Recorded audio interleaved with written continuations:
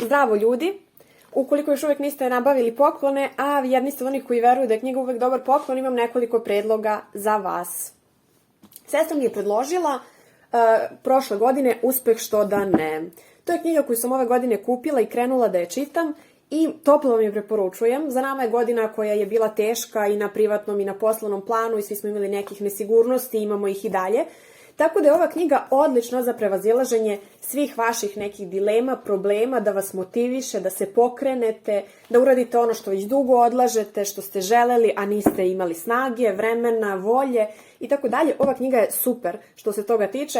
Evo na kraju pročitat ću vam šta su oni tu rekli, kao bilo da želite da zaradite 1.000.000 evra, izgubite koji kilogram ili postanete najbolja domaćica u kraju, ovo je knjiga za vas. Otvorit će vam oči i pokazati vam kako da steknete samopouzdanje, prihvatite se izazova, ostavite strah za sobom i živite sa strašću. Dakle, to je ono što svi želimo, jel da?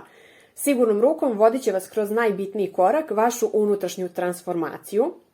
Naučite kako da učvrstite odnose sa bliskim ljudima, gradite nova prijateljstva i skupite hrabrost da budete srećni i ispunjeni. Dakle, to je prva knjiga koju vam preporučujem. Ovdje imamo još dve knjige. Ovom knjigom ćemo se baviti nešto kasnije. I zašto verujem da su ove knjige dobar poklon? Zato što sam ja za rođendan dobila ove dve knjige, dakle pre jedno mesec dana, malo manje. I oduševljena sam, moram vam reći. Pročitala sam ih naravno obe. Moć pozitivnog življenja, ono što nam svima sada treba. I knjiga je dosta slična ovoj prvoj koju sam vam preporučila. Dakle, odabrala sam knjige iz iste oblasti. Tako da verujem da će se pronaći i za svakog po nešto. Ova knjiga, kao što sam rekla, dosta liči na ovu knjigu Uspeh što da ne, s tim da imamo i dosta uključen religijski aspekt, malo više nego u ovoj prethodnoj.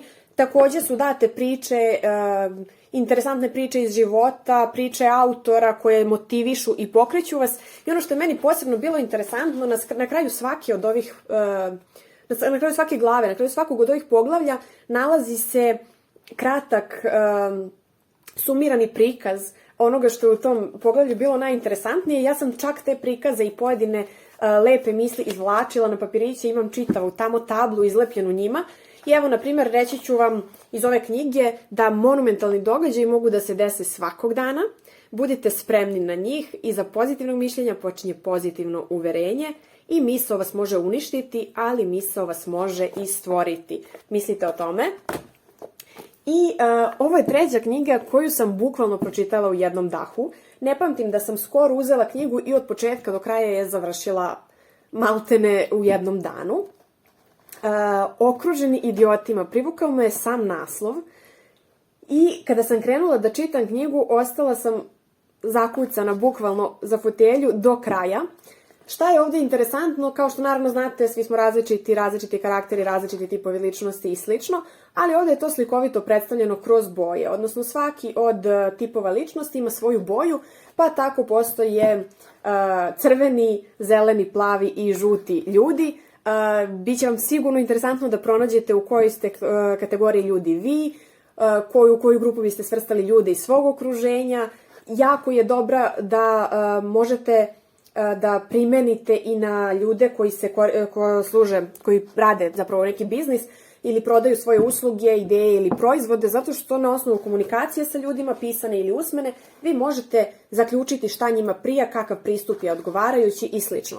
Dakle, odlična knjiga, jer sigurna sam da i ljudi oko nas i sami mi mislimo da je sve što različito nije toliko dobro. Ova knjiga nas uči da je zapravo lepota u različitostima, samo da ih treba prepoznati i nekako kanalisati i primeniti prave metode da biste došli do ljudi koji su drugačiji od vas. Dakle, topla preporuka da upoznate i sebe i da što bolje upoznate druge.